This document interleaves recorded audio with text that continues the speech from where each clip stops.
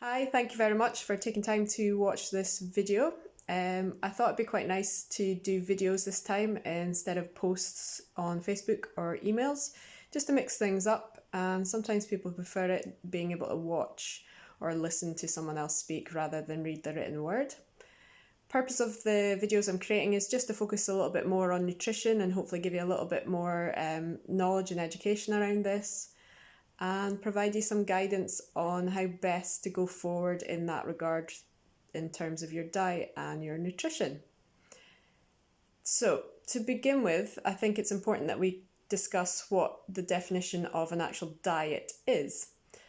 So, diet is just your current eating patterns. We often think of diets as all the dieting that people get into, so your keto diets, Weight Watchers, things like that, but a diet itself is just your current eating pattern, okay? When we look at diets, we also want to think about nutrition and think about what an optimal diet is. So again, a definitional term for an optimal diet is consuming foods that promote the optimal health of all the body systems and prevent the development of disease. So basically, it's about providing the appropriate fuel for your body to make sure it runs effectively in the best way that it can. Okay, so that's the basics to avoid getting disease and getting any issues. So what does that look like in real terms then? So I think you want to think about getting a balanced diet. And again, that seems a bit of a wishy-washy term. What's a balanced diet? This relates to getting the right quantities of each of the food groups, making sure that you don't overconsume or underconsume certain food groups. Okay, so again, in sort of terms, we want to look at not upsetting the delicate balance within your body. Okay, if you have too much of certain things, that can damage your body. If you have too little of certain things, it can damage your body. So you want to get a good mix from all the different food groups to ensure that you get the appropriate amount for your body. And again, that's very individualized. So everyone will be different as into the requirements of each of the different food groups.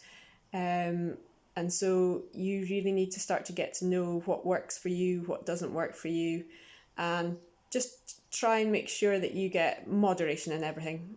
I know that sounds, you hear it all the time, but it is really important that there is that moderation. And also there's a lot of guidance out there to give you kind of a general sort of overview of what you should be looking for in terms of the food groups and the targets that you should be eating each time you have a meal. The NHS Eat Well plate's a really good one to have a look at, and I'll put a post up about that.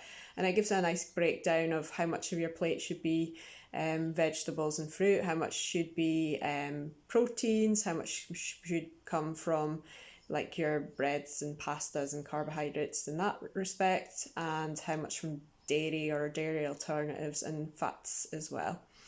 So things like that just give you that good guidance, but you need to be aware of your own body as well and what works for you. And I know that there's a few that have food intolerances or diabetic, or there's other underlying sort of things that they need to consider when selecting the right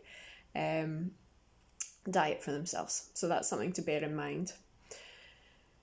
I think as well it's important to have a description of macronutrients. So you often hear this word bandied about and, oh, does it fit my macros and things like that. And for some people, maybe they are fully aware of what these are, and for others, it's just a term that they keep hearing and not quite sure about what that is.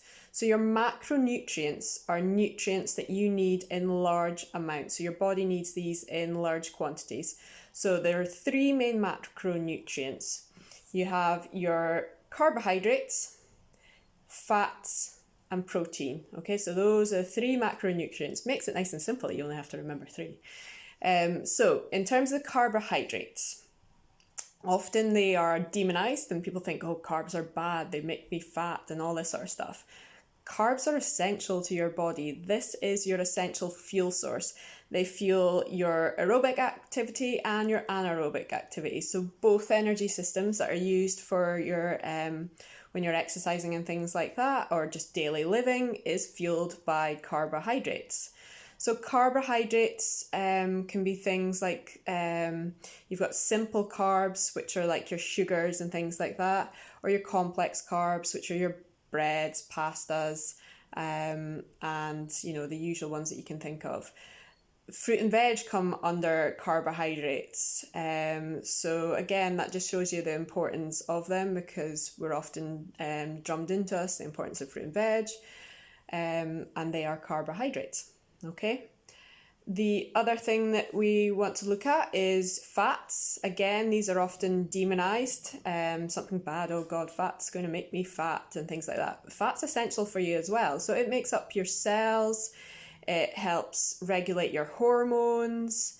Again, it's also used for an energy source. It's important for fighting off infections and things like that. So it also helps transport essential vitamins. There's certain vitamins that can only be used up using if we have enough fat in our diet as well. So fat soluble vitamins. So again, it's another essential part of our diet. And then we've got protein. That's the one that you often hear, especially in relation to exercise, and you've got to hit your protein to be able to build muscle. And that's the main thing for protein. It's about building and repairing the body's cells. So this is why it's used for building up muscle, because it repairs your cells to help make them bigger and stronger, and you need sufficient amounts in order to achieve that. So it is important. Protein doesn't tend to be used as a fuel source primarily, okay?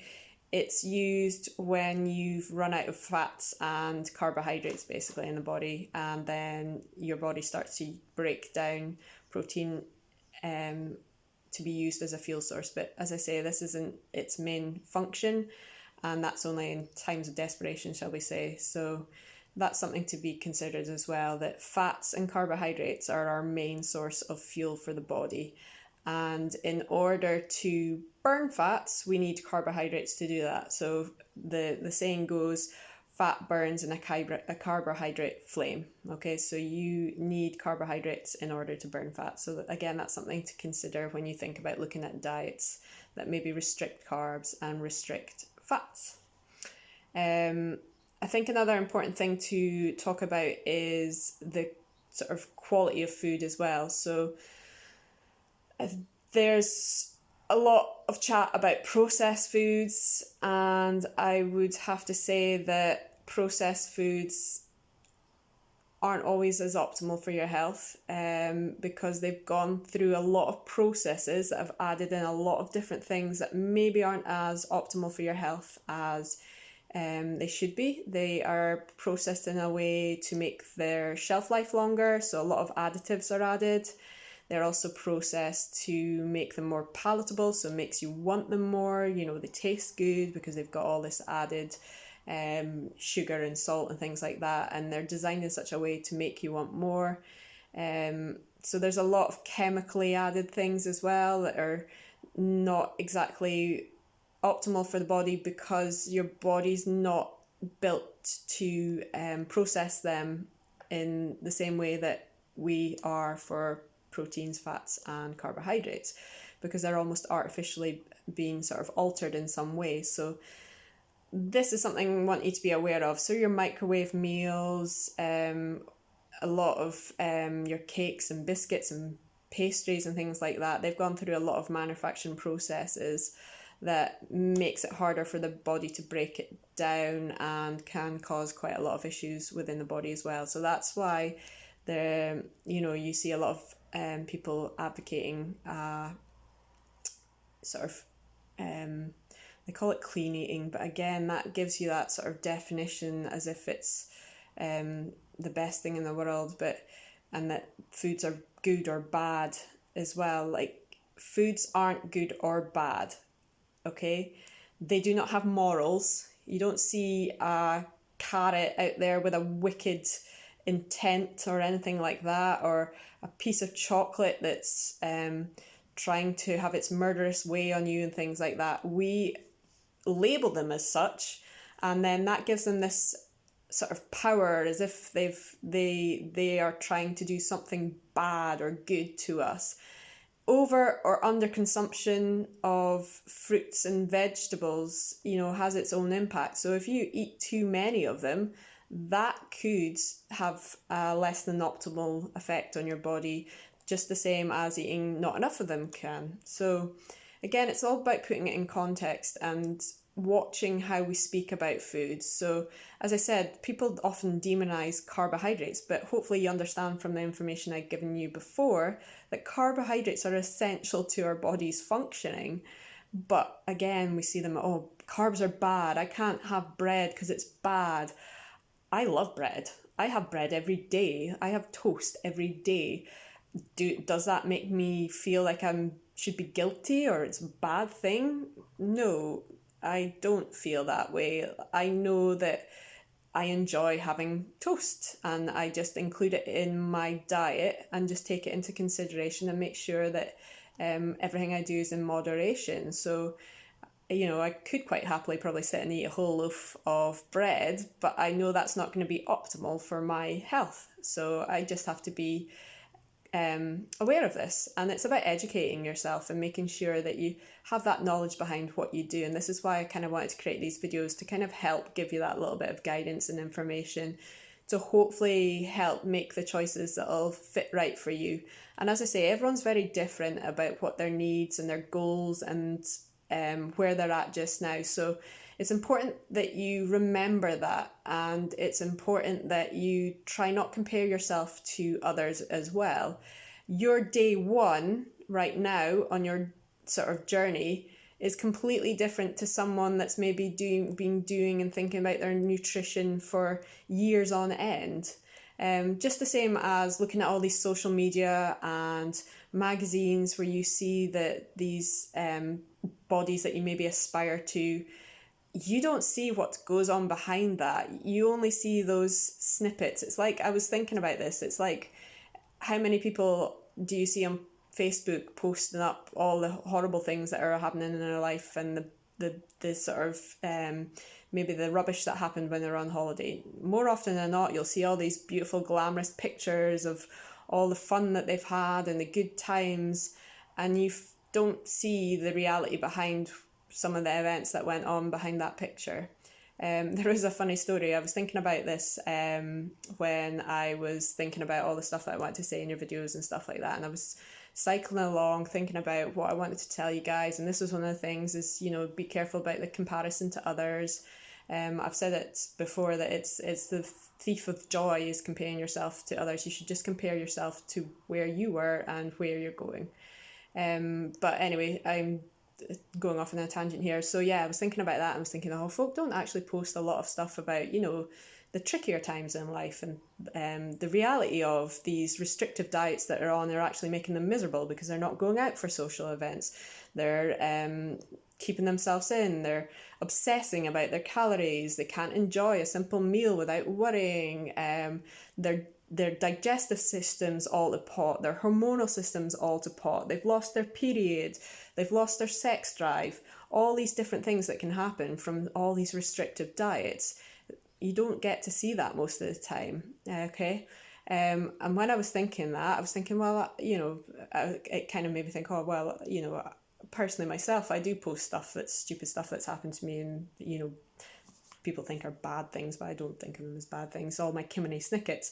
And as soon as I thought that, I kid you not, along comes this bird, poops on my shoulder as I'm cycling, thinking these thoughts, and I just thought, what's the chances of that? Here's me thinking, oh yeah, funny thinking about the kymnysnickets that happen, and then poop straight away.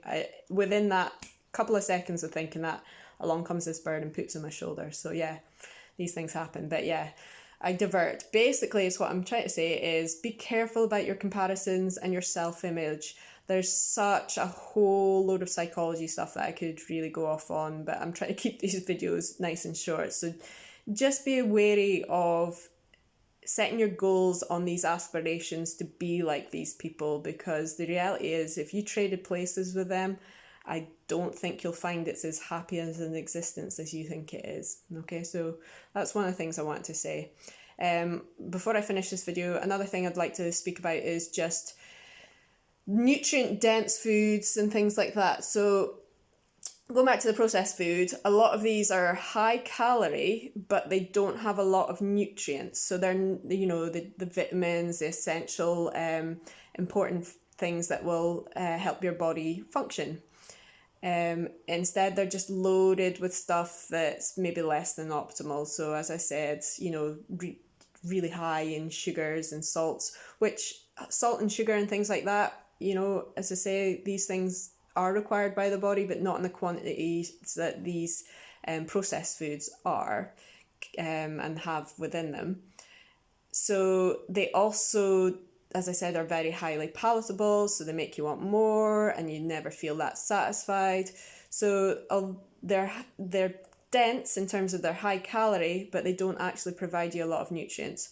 Whereas you could have the same you could have these foods that are actually like things like your vegetables. These are low calories, so not that dense in calories, but they provide such an amount of nutrients. So they give you all your vitamins, like your vitamin C and vitamin A, vitamin K, all these different vitamins that are so important to your functioning. So going back to that optimal diet where we're getting things that will help support us, they are full of these. Okay, and also they help make you feel fuller as well. And so for less calories, you're actually often feeling fuller, more satisfied, you're getting a lot more benefits from them. So that's another key thing about watching out for things that are processed. A lot of the time it's almost like empty calories. That's not to say that you should completely eradicate everything that isn't